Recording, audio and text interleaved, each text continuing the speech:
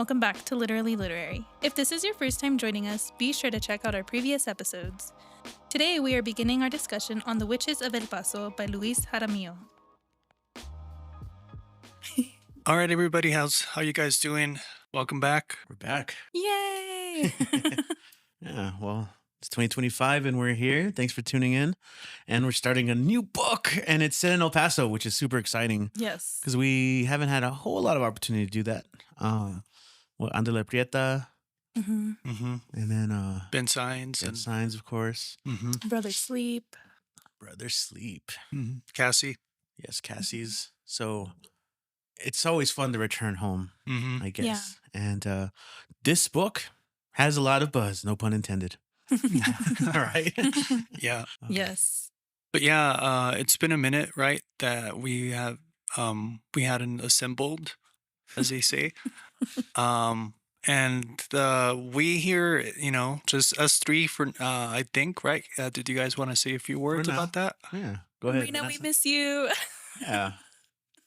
So early on when we started this show, it was the three of us. Technically, it was Vanessa and Jorge, and I kind of wedged myself in No, you're always part of it. to be the comedic relief, and then at some point, I know Jorge had to kind of step away for a bit to take care of stuff and work-related stuff, and Reina graciously stepped in. Though I think the plan was she's always invited too, right? With that, and Yeah. so now I think it's kind of the reverse of that, where Reina isn't gone forever, right?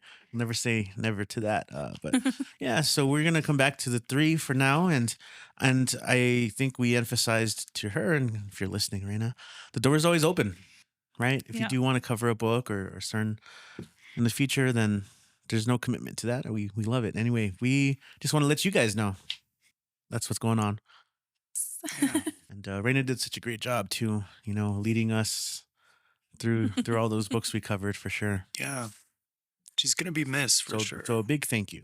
Yeah. Yes. But yeah, I think that goes for housekeeping. But like I said, it had been a while. And we had been wanting to do this book, and I think we were recording this at a good time, because like you said, it's been getting a lot of attention here in the border, and there's going to be some events coming up that hopefully we can meet some of y'all there, meet Luis there, so we'll talk about that later on. At the time of this recording, if it's already right now, it's February 2025. So if you're listening to this in 2026, it already happened, but hopefully you're able to join us. Yeah. Luis Jaramillo had a book reading at Brave Books for this book, and I don't think did any of you guys make it? I did not. No, it looked packed. It looked crazy, crazy. like a great turnout. And as proponents and advocates for a literary El Paso, that was a beautiful thing to see. So I know you alluded to more stuff, but Yeah. I guess let's talk about the book first. Yeah. Yeah. I guess this book is from Primero Sueño Press and Atria Press also. They're part of Simon Simon and Schuster. The cover's also pretty neat, right? Did you guys want to first talk a little bit about, as a novel, like your impressions, maybe some connections you guys want to make overall, the writing style, things like that? Yeah. Well, so one thing that's mentioned is that while he hasn't lived here, isn't from here, he has family here, so relied heavily on them when writing aspects of El Paso, and I feel he gets it pretty right. I don't feel like it's misplaced. So I would say confidently like that. I felt like I was reading someone from El Paso here, writing about El Paso. But I don't know if you guys had that same assessment. No, yeah, I definitely did. In this first half especially, we get a lot of mentions of Bowie High School, the mountains, Juarez. I'm trying to think of other places that he mentions. San Jacinto. Yeah. I think I was reading a chapter of that while sitting in San Jacinto Plaza, which is a really nice thing. Yeah. Yeah, definitely. I think one of the reasons why it is popular, right? Just the title itself, right? Mhm. You don't see too many books with El Paso in the title. Um, he's fiction, and yeah, I think to me that's where the book really shines is being able to showcase El Paso, and we've talked a lot about how important it is that for El Paso to be fairly represented, and I Yeah. think he does that. Yeah. Yeah. No qualms about that. It's fun. I mean, to kind of, without going too far into it, I'm always a big fan of like time travel stuff, Mm, or like even just in storytelling. And maybe Mhm. people have had enough of this with like multiverses and all that, but hmm just having different timelines that you go through to the narrative, it's fun. It's like a little puzzle to figure out hmm Mm. as you read it. In terms of connections, it reminded me a lot of Women of Light, Yeah, right? I was thinking the same thing. Yeah. By Cali Fajardo Einstein, which we covered, a while back. So, you can check out those episodes on it and see what you guys think about it. Um, but yeah, this is a kind of historical fiction, right? And kind of similar timelines too. Yeah. Mhm. Just I mean the other thing is the magic. I'm a big fan of just that as a in literary, literary magic, so hmm to speak, and I like the way it's done here. Yeah. I'm curious to see of people who are really into these topics, right? Of the like the cult or brujeria, or hmm you know that's something that is a culture here. I'm curious to see maybe what their thoughts would be on its Mm. representation in the book. hmm Mhm. Because here it's called something, right, and it's presented a specific way. So, hmm which I did enjoy, but I'm curious to see what other people who are reading. And I think that's the other thing we were talking about before this, because there is a lot of to pass on the title, right? There are a lot of book clubs that are in El Paso that are currently reading it or have been reading it, and will continue to kind of be that way. So we might have new people listening in. That's cool. Very cool. Go check out our past episodes. But yeah, I don't know. Like I said, so I'm curious about other people's thoughts. You can leave a comment on Spotify. What do you think of the representation of El Paso, hmm or the magic? Mhm. hmm Because I personally enjoyed it. I will say that the connections between the characters feel a little different than most family relationships that Mhm. we've seen. Okay. Um, I feel like while they are together, they don't feel as close as other families we've read. So I thought that was also kind of interesting. hmm Um, especially Nena with with her sisters. hmm Um, they kind of don't seem to understand her and kind of push her away in a sense, or have her just kind of maintaining the house Hmm. for a while. hmm So I felt like that was kind of interesting. Yeah, I mean, I see that relationship. They also have Marta and her husband. I guess the way they talk about Nana older, and like the idea of like finding a home for her, and Mhm. it's kind of always an interesting question that comes up in family Mhm. dynamics. And Mhm. hmm even Alejandro, yeah, like even then they have like, it seems like they have a strained little marriage, at least, Mhm. so there's a lot of interpersonal family dynamics that you Mhm. can look at. Yeah. Yeah. But yeah, stylistically, definitely very easy to follow, right? It's not too dense. I think the only thing that might trip up readers, just as a heads up, is because of the change in the time Mhm. travel component. Yeah, Um, it can be a little bit like the transitions sometimes can be a little rough. Mhm. like you're But not sure. mhm, Yeah, you're not sure which year or time period Yeah. it is because I think there's 3 different times that we're mm, in. There's 1942 is when it mhm. starts, Hmm.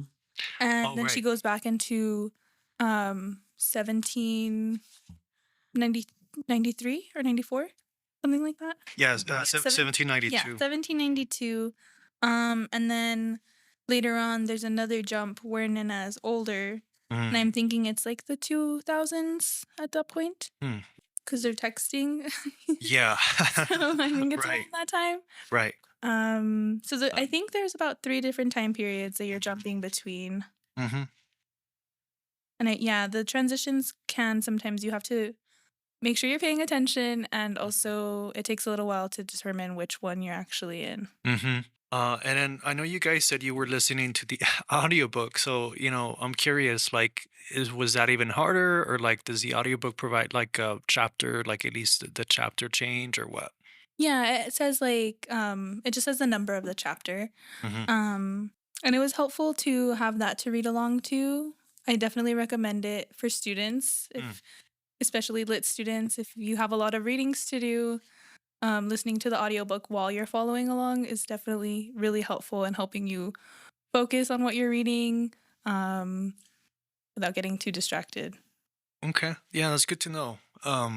Did the narrator do a good job? Like, were they acting out the voices, or just kind of reading plainly, or Um, they weren't really acting out too much of the voices, but you could tell when different characters were speaking. yeah? Yeah. Okay. Yeah.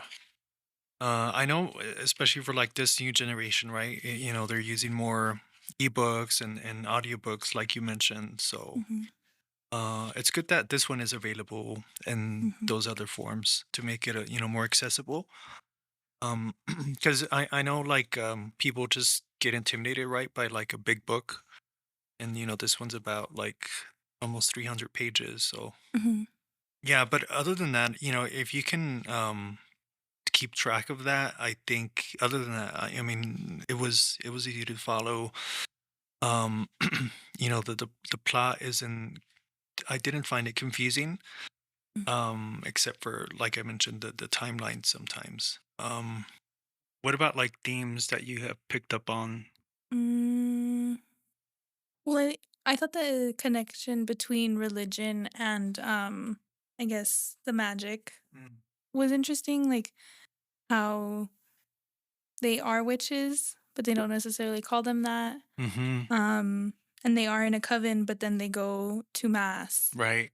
Um, and the only like from my experience with religion, witchcraft wasn't like accepted, so it was really Right. interesting to see the two go hand in hand, Mm-hmm. um, rather than like fighting with one another. Mm-hmm. Because I guess like the way that they're seeing the visions is like God speaking to them, Mm-hmm. rather than it being something like satanic. Right. I think I'm curious, like what other readers think about that. Because yeah, like you mentioned, you generally like that is considered, like dark magic, or Mhm. like just like, or like even at least like paganism. So, but I did see how. It was an interesting angle, it wasn't like the stereotypical, like you said, Mhm. it's kind of like a cult or something. Yeah. Especially, well, I guess in the chapters where it is the 1700s, Hmm. um I think more in like when it's 1943, there is more of like a pushback on it, Hmm. but in those earlier and like those chapters where it's the 1700s, it is more connected. So it Right. was really interesting to see that for sure. Yeah. Like a woman of light, the other theme is justice. Seeking Mm. justice through the court system. Um, Kind of also reminds me of like even like Hate You Give. Mm. Um, Mhm. but yeah, that's from the modern timeline. Right. Um, where there's a lot of corruption, and Mhm. being set in El Paso, right? I mean, you see allusions to the oligarchy here. Where did you guys have your first strong line in the first chapter? Oof. Oh my gosh. 'Cause I think my first one is something I labeled in the margins as the ladybug reverie.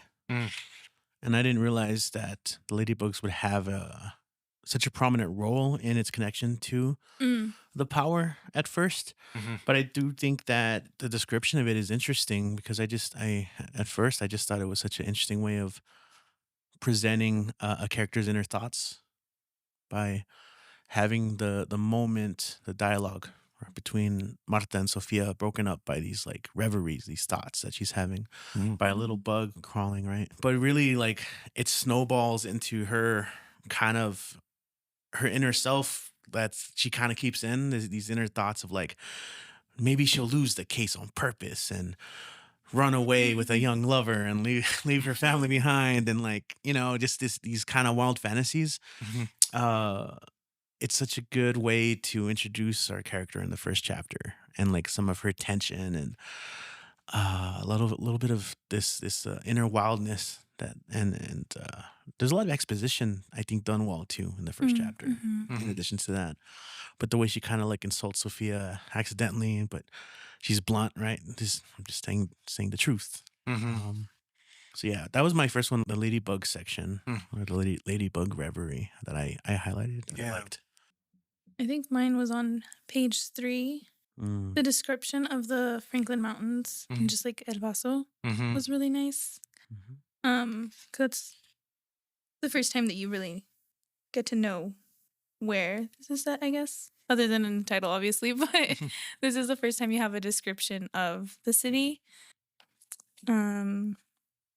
Yeah, and it's just so the imagery is really nice. So plumes of dust blow from the west, yellow against the blue sky. Below, cars slide through the streets of downtown El Paso and San Jacinto Plaza. The paths glow from the light of the dipping sun. Mhm. The sun was all that drip. Stop. Yeah. Yeah. So like the sun is setting, and we all know how sunsets in El Paso are. They're so beautiful. It Mhm. hits Yeah. specifically, right? Yeah. From here, yeah. Yeah. So that was one of my strongest lines. Mm. Yeah, that was mine too. Um, like I said, I really gravitated toward anytime, like, there were any El Paso illusions. I do like the closing line in that chapter. Or I don't know if you guys have anything before that. Mm-mm. Just like the way Jerome says, "She's your tia, the witch. Don't call her that." I like the tension in just that question and response. Like, okay, there's some background here. Let's go into that. Mhm. Page 9 has that great line about the desert. Oh yeah, that reminded me of it's one line in, I think, Funeral for Flaca Yeah, about the nopal. Emily. Yeah. Mm. I have it like framed, but I can't think of what the line is. But it's about a nopal. Yeah, So that's what that line reminded me of. yeah. In the desert, almost every plant protects itself with sharp thorns, and Nena was a child of the desert. It's a great way of just kind of setting up her exterior, right? How she protects herself. Mhm. Yeah, killing that snake there too. Mhm. Yeah, she has the, like, boss vibes, right? Like, Chincona vibes, as they say earlier. Going back to the first chapter. Mhm. That is actually that's something that we skipped in chapter 1. I don't know, like the dialogue, or like because Martha kind of doesn't like being called that, Mm. right? Mhm. A man is never said to be pushy, is the way she says it, right? Like, Mhm. I think that's I found the interesting. quote Oh, from. what is it?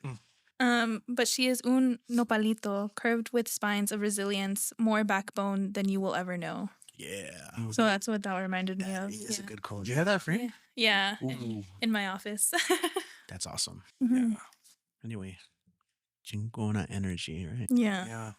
Oh, also on this page is where they talk about the alligators in San Jacinto. Mm. Mhm. Kind of almost necessary, like literature, or I guess a discussion, like for people who just don't know the area. It's always such an interesting thing that comes up. Mhm. I mean, Yeah. I think killing the snake, the mention of that sets up this later part where she confronts, right, the landlord, Mhm. who is obviously very corrupt and evil. Yeah. So she, yeah, Señora she stands up Cheveria. for her mom. Like, that's I lost shoot. He was On page 12. La Toma. Yeah.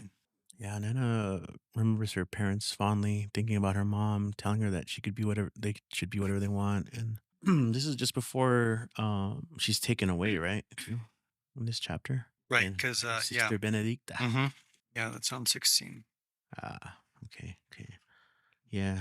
Like there's Mm-hmm. the way that Nena initially is walking in the desert, and at some point it's, or I guess she's picked up by Benedicta. She summoned her, right, Mm-hmm. without knowing it, Mm-hmm. to bring her back. Mm. Oh, by the way, yeah, this is one of the things I highlighted. The description that Luis Jaramillo gives for nature here. It's on page 14. The frogs in the irrigation ditch crua cruad, and the owls ooh ooed. Mm-hmm. Ooh ooed. I guess you got to read like that. Ooh That ooed. Yeah. that would be your strong line there. Yeah. Makes so much sense. Yeah. Um, well, I just like it as just an invocation though of the nature, right? Of Mhm. it all. And this is the preamble to meeting Sister Benedicta and this very unusual encounter. I've come to take you home. Like that's Mhm. compelling to me. Mm-hmm. I mean, they do kind of like describe her as kind of creepy at first, almost like La Llorona or something coming up to her. Mm-hmm. Mm. Yeah. Or I don't know if you guys saw it that way. Yeah. I mean, I like how that was, referenced and, you know, kind of bring it brought this work to like the horror or the gothic component, Mm, but it's kind of like a misdirection, right? Because you're still kind of wondering, well, what is this when you're first reading it. Mhm. Um, but going back to what you were saying about the magical realist thing, right? And whether like we can identify it as Bias. yeah, I mean, I think it is not strictly, I I think this is a different kind of magic. Hmm. Um and because the way that this is explained, I mean, it's more rooted in like the curandera. It's more religious than not.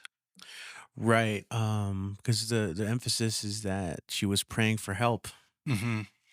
and then this happens. Mhm. Um, someone to save her. I do think that isn't there a reference to her paying a ferryman, which made me think of like also like the river Styx, like Mm-hmm. you're crossing a threshold. Right. Yeah, they're On 17. Yeah, there it is. Mm-hmm. And then I like again, it's still rooted in El Paso, right? So she time travels back, but El Paso is still El Paso del Norte, but it's not as recognizable except for the Rio Grande, right? Mhm. And the Franklins. Yeah, Um, on page 16, right? mhm. She's talking about okay, no barbed wire, just scrubby bushes and stands of cottonwood. Yeah, I like that. But I think that's why border readers especially should get into this because they can kind of place themselves and also situate the setting. Mm-hmm. Because Mm. how often do we read a story of fictional work that does use the setting in this way? Mhm. So I thought that that was really interesting. Like how was El Paso back then? You know, Mhm. and it's just so funny to think about, the Rio Grande actually having water. Yeah. Mm-hmm. Yeah. I mean, to kind of speak of the way we've been talking about it so far, the term like witch, right? Hmm. Mm. I think they discuss it further on page 23. Or I don't know if you guys want to No, touch yeah, anything on that. no, that's good. Yeah, because and kind of why Jerome's use the word kind of bothered her too, right? Mhm. Because Nena's always been particular about what she calls herself. She doesn't use any of the usual Spanish words, not bruja or curandera, not hechicera or clarividente. Instead, she says she's a guia, a guide, and she believes she can help the living speak to the dead. I think that's a great explanation of the kind of magic that we're looking at as a Mhm. guide and what we come to learn as la vista. Mhm. Hmm. Yeah, I think that framing does help. Again, because El Paso is such a it's a heavily religious community. I think that might be one reason why people might not want to pick up the book, but this is, one of the examples of how, like, don't judge a book by its cover. Mm-hmm. Mm. Because they'll see the word witch and they'll be like, oh, that's like, that's satanic or whatever. Mhm. Um, but if you actually read it, I mean, this is like framed in this kind of Christian, Mm-hmm. way. Any thoughts on it being called La Vista? I dig it. Yeah, it makes sense. Yeah. Yeah. Yeah, I liked it too. I think, I mean, it works well with this idea of a guide and Mhm. Yeah. having a vision, having Mhm. Mhm. premonitions or intuition Mhm. to lead you somewhere. And we were kind of talking about the fact that Martha works for a nonprofit legal aid, Mhm. right? And the kind of the battle that they're currently having. Mm. And there is kind of an interesting dialogue about that in this chapter, right? On page 26. Like, it's a kind of discussion of power, Mhm. Mm. right? This idea of magic, allowing the powerless to have imagine power, right? Or imagine they can become powerful. And considering where Martha is right now, her thoughts bring her to, and that was one of my strong lines on 26. Martha knows where real power lives in this world, in money and blood. That's what the law concerns itself with. Thinking about her work as a lawyer, right? Mhm. Legal Yeah. aid. Mhm. Hmm. Sorry, I'm like reading through my notes here on the Kindle version here, so I don't want to be jumping ahead too far than I intend to, or skip something you guys want to say. I think my next one is on 35, which is like the beginning of chapter 4. Mhm. Okay, like the description of. Mhm. Okay, I cool. knew it. Yeah. So mine Yeah, too. Yours too. I mean, same. Yeah. It's pretty big. Mhm. We wouldn't be on a podcast together if we didn't. Yeah. So here, with the sisters, you get Sister Benedicta, Madre Inocente, and we get some exposition here on 35 about like what the vista is. Mhm. And Nena asked that, and Madre Inocente says, another word for God. When you have your visions, la vista is in you, and you are one with the spirit. What Madre Inocente means to say is that la vista is one aspect of God. La vista is chaos in nature, and if we don't work to control it, to channel it, we'll be destroyed by it. La vista is to be feared, not venerated. That's why we have rules here, and that's why if you've already broken the rules, you don't belong. So it's an interesting way of thinking about this power, Mhm. um, and how they, it's a fear, right? Not like a worshiping of it. It's a respect that they have for this ability. Of the power. Yeah. Hmm. Mhm. I mean, yeah. I personally love how it's connected to music, right? Mm. The hum being like actually like a chant or Mhm. they talk about it here in 37. Um or yeah, from 36 to 37. Nena considered the word encanto. It contained the word cantar, to sing. She must have just sung a spell, but it was the only spell she had ever chanted. She didn't think she had any others inside her. This idea of them kind of in, invoking the power of La Vista, right? And like the colorful energy from all of them during this song that they sing Hmm. to bring it up. Um, And it does make it more of a religious ritual, Mm. because so Mhm. there's so much singing, right? Prayer, And, yeah, Mhm. hmm. yeah. This power though to summon things, though, it's fascinating, right? So, Hmm. um, this coyote fang that she pulls out, it's kind of a cool little device there that I think comes up a couple other times in the book. Mhm. What did you guys make of that? Just to kind of step back a little bit, like of her, being taken on because she does have La Vista as this kind of trainee, right? The novice. I think it's one of those storytelling techniques that really is. I mean, I don't know. Is it too Joseph Campbell, right? Mm-hmm. Where it's like you have this character who is inexperienced but has the potential for a lot of power. Mm-hmm. So that kind of they're brought into this new world that they have to navigate. It's this kind of thing that we love to read because we are taken alongside this character as an initiate into the new world and Mm-hmm. what they might be capable of. Mm-hmm. Like I think that's a story we all like to experience time and time again. Yeah. And then also the fact that they, have their own rules. As I was reading it, I was thinking, okay, well, this is gonna like probably cause trouble later on, right? Mm. Yeah. And they break the rules a couple of times Yeah. anyway. Yeah. um, the ones who are like, we have rules, and then they're like, okay, now break the rule. Right. um, Yeah. I think after that, we get the chapter where she tells Marta about it. hmm She mentions, when she told him, they put her like in a mental hospital. mhm. hmm And I'm curious, to think about back then, like this was called El Paso Home for the Insane, and we have psychiatric facilities. So probably back then, right? In the 1940s or whenever. I mean, Yeah. that seems possible. Yeah, it was probably more like a prison than a hospital Mm-hmm. during that time, too. Yeah. Right. Yeah.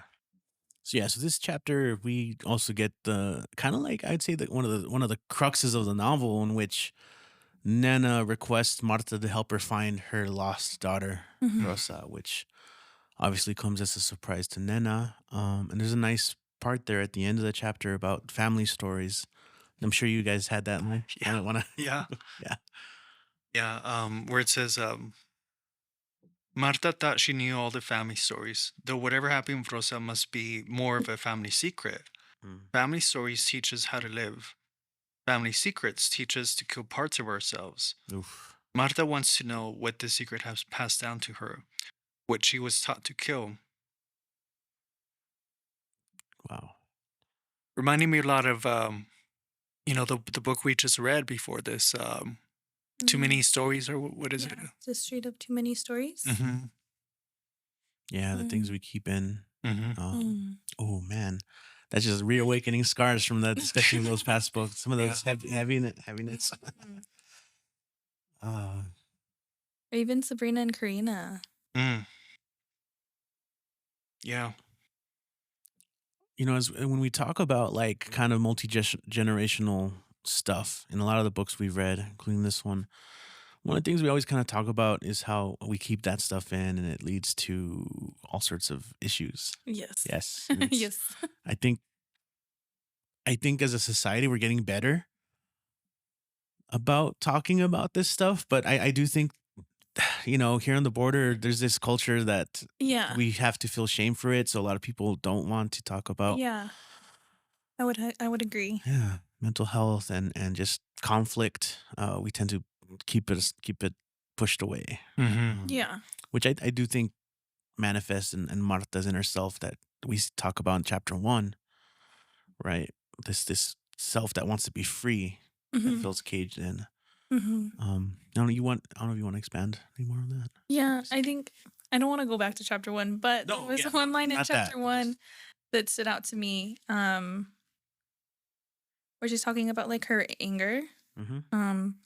It says she hates losing her temper no matter how glorious it feels in the moment. Remorse follows shortly after. Mm. I think that kind of ties into like that idea, that shame and that guilt that maybe women feel, or I don't know, like speaking up for themselves or putting their foot down. Mm.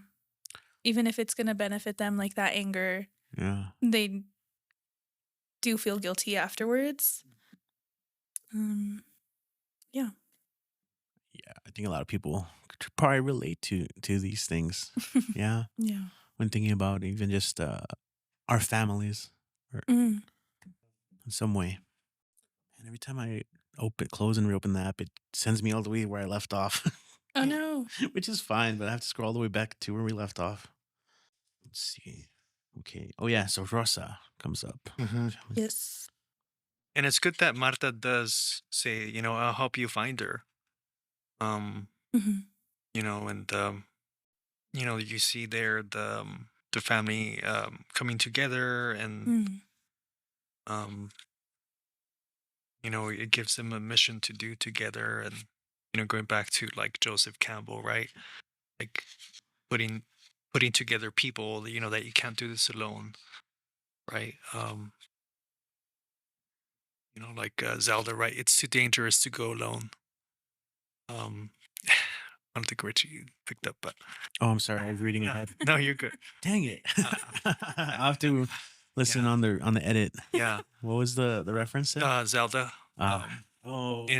going on a mission,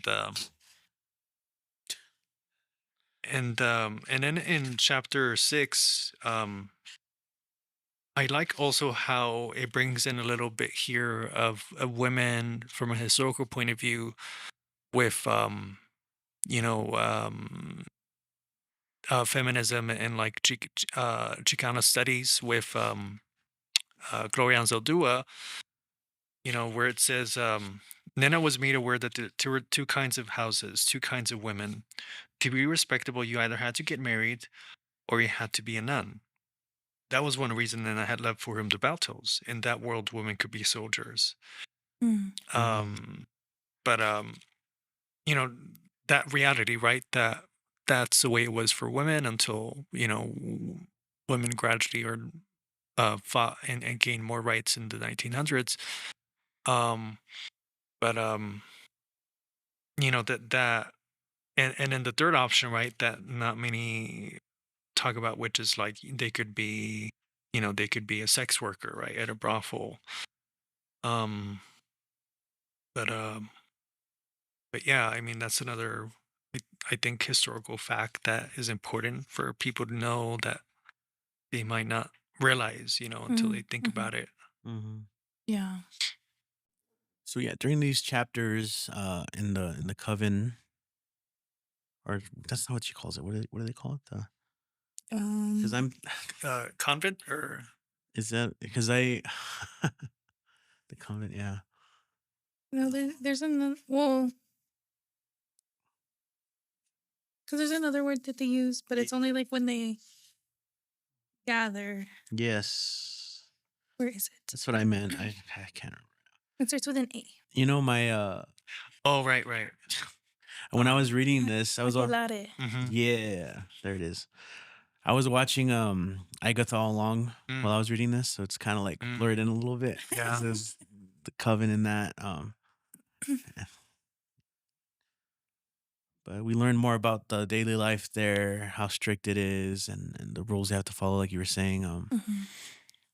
In then that chapter 6, right? Yeah, 6. We also learn about the function of the ladybugs as messengers, which is cool. Like Oh, I know that was blinking cute. in. She's like, Yeah, "You sent me a message," and she's like, "No, I didn't." yeah, yeah. I'm like, Yeah. dang, I want ladybug messengers. It's cool. Chapter 7, I thought was noteworthy because of, here with Marta, um, this is with talking about the Soto case, and then they find out, that some of them were visited by ICE, Mm. which definitely hits different right now, Yeah. right? Yeah. Yeah. But I think, um, they say here, we filed paperwork with them so that you can stay in the country legally while the investigation is being conducted. That's not what they said. They said that we could be deported. They showed us their badges and everything. Next time, get a card from the agent. If he says he doesn't have one, write down his name and badge number. Um, and so, kind of just thinking about the rights that they have, that of course, ICE, being ICE, doesn't always, I mean, never really like acknowledge its right or is Mhm. upfront with, because they are so deceptive. But yeah, this is on page 60. Yes. Mm. Yeah, I mean that chapter infuriated me for sure. Like the Mhm. intimidation tactics and having these these men there with guns, Yeah. kind of Kind of sending a following. message. Yeah, sending a message. Speaking of messages, it says Mhm. message back to back. Right. Ah, yes. And then it reminded me also of Anel Lopez's collection, right? Because we read about that too there. How like one of them like called ice on them, on the neighbors or what have you, because they were just being loud. Yeah. So Oh God. That just reminded me of that So collection. heavy. Yes. Yeah. Yes. So heavy. Especially now. Oh man. Listeners, hopefully we But I'm glad that Luis doesn't shy away from these hot topics. yeah. I think it's important to bring him onto the page. Yeah. Yeah. I know it kind of strays away from the thread for now, but I don't know if you wanted to talk about the editing thing there on 6 days since we were on it. Gosh, I always feel like such a hater. Or we could save it for later or like maybe on a recap. I lost it already. 61. Oh. So in this section here, we get a text message. And this one was interesting because it's formatted the way you would see a text message on a phone. Mm-hmm. I don't know. To me, it just felt a little out of place. I know that it was used to kind of set the time period that we're in this section. Mm-hmm. But then in other chapters where we're in the same time period and there's a text being sent, this format is no longer being used. So it just felt a little out of place to me to just have it this one time at the end of chapter 7 and then never again. No. I do think there's something about seeing in this format that adds to like the pressure, like the multiple texts. Yeah. Like you feel it, like because we all text and you see Right, that. yeah. Some of that tension, but it would have been great if it kind of kept the consistency. I like that. Sorry. And then I know people always make a big deal that I don't even get, like when it's a green bubble versus like a blue bubble, and yeah, so it'd be interesting to it's see all whether, grayscale here. yeah. Well, that's the thing of the past, I think now, right? Or are people still doing that? Vanessa, you're in the know. I don't know. Oh, well, never mind. I don't text anybody that has a green bubble, so I don't know. I'm just kidding. Dang. Just kidding. Ouch. I'm kidding. I like how using La Vista, the effect it has on you. And I just like the way that line ends in the chapter. Martha's ravenous. And it kind of fits with this idea that, yeah, she's hungry, but also like she's asking her husband for a date. Like, Right. But yeah, speaking about the powers of La Vista, right?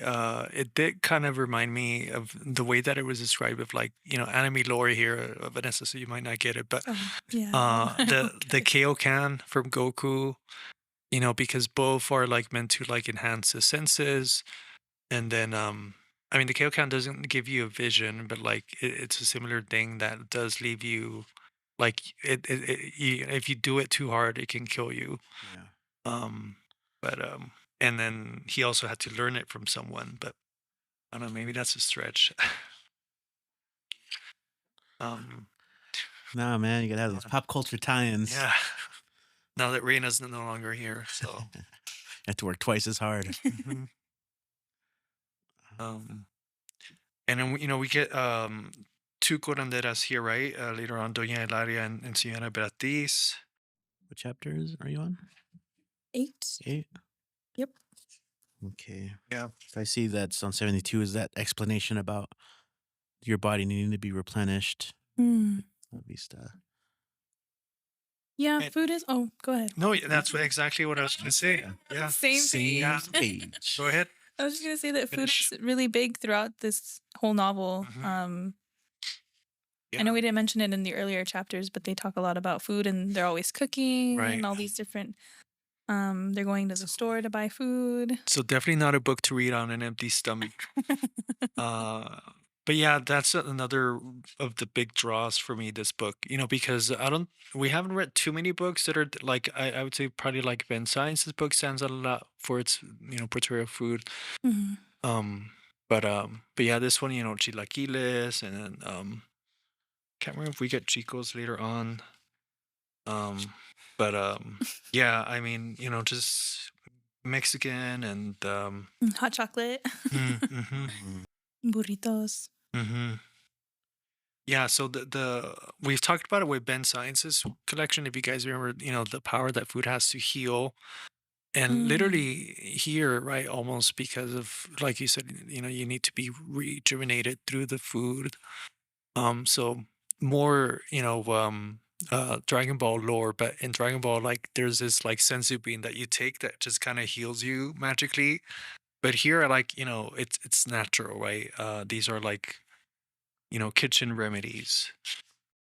Probably jumping way ahead on this, but Mhm. I see one here that kind of touches on your earlier point about when Nina gets like institutionalized Mm. after her experience, right? On 86. But that's part. Did I jump way too ahead? Mm-mm. No. No. No. Okay. Right. Um. Yeah, that's the next chapter. Okay. She talks about right what happens to people like Nena. They are disbelieved, institutionalized, made to live on the margins of society. Um. So I just think that's a nice touch on what we were talking about earlier, or we had mentioned earlier.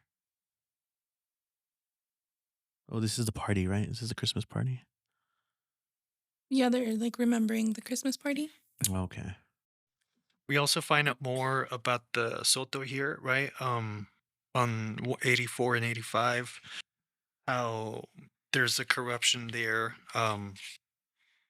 Where it says, Mhm. um, when her grandfather Mm. came back from the war, Olga found him a job with her uncle's trucking company. And this is a new wit for Marta that was later bought by Benjamin Soto's father. Mm. Soto's money comes from this company now called Soto Logistics, not from the pecans.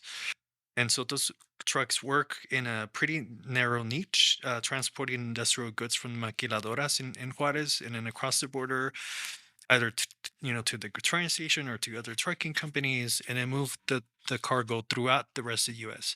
It's a big business, given Soto the funds he needs to buy influence to evade justice, to play whatever tricks he wants to play. So it's an international, multi-state endeavor. Mhm. Mhm. Mhm. So, but it also shows, of course, how in the justice system that we have, right? I mean, money, power, you can buy. People's connections. Mm-hmm. Yeah. To make that line about how everyone's Mhm. connected. Well, you have this maybe in terms of corruption, right? You talked about how the sister ends up eating the leftovers of the spell. What is it called? The Mm. Te encanta? Mm. brebaje, Oh, yes. right? It's kind of like that secret, like she's not supposed to do it, but she's like for herself, kind of gets addicted to it. Mm-hmm. Mhm, mhm, I think that's an interesting aspect of the story for sure. I think we start to see that start on chapter 10. mhm. Yeah, they have her drink the coyote tooth. This is where you also find out that Nena has isn't just like your typical Vista, right? Like she seems to be like almost like the chosen one, Right. you Mm. know? Yeah. Yeah, which I was talking about earlier. We're talking about like the story, right? Mhm. Mhm. I was talking about the Joseph Campbell monomyths. Right. Yeah, the other sisters are kind of, I guess, like afraid of her.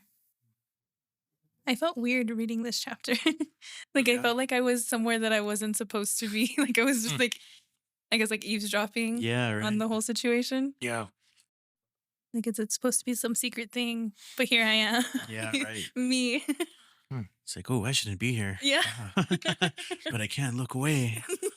Um Madre Inocenta, huh? What a name here. And then I think the way that chapter ends is Mm, pretty yeah. good, right? Like she couldn't help but notice her eyes glowed with something like greed as she gazed Mm. at the jar. I'm like, oh, all right. Oh, you're right. The food. Oh my God. Hmm. In chapter 11, they talk about the restaurant. Mm-hmm. Yeah, that they go to in Juarez, right? Is that the one? Am I It's jumping ahead? downtown, I think. No. This is the one that her sister opens up. Nana's sister. Oh, yes. Spends a lot of time at. Oh, La Sirena. Yeah. Yes.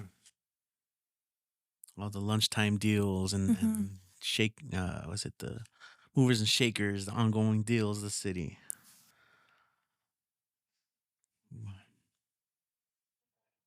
Yeah, it kind of feels like those little restaurants downtown.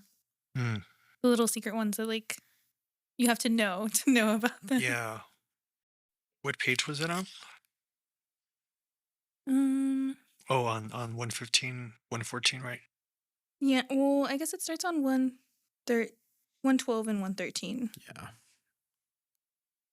Red sauce made with roasted chiles, ready to use for the chilaquiles. Like she cooks something, right, for the owner of the, so like to kind of convince him, like, hey, I'll make some great food. That's on 113, right? Yeah. Get another food. That's my note. Food. Salud. Thank you. Yeah, and then on 113, she paints the picture for him. Yeah. Showing him a busy place where deals would be made at lunchtime over big plates of stewed beef and a rich red sauce sopped up with soft flour tortillas.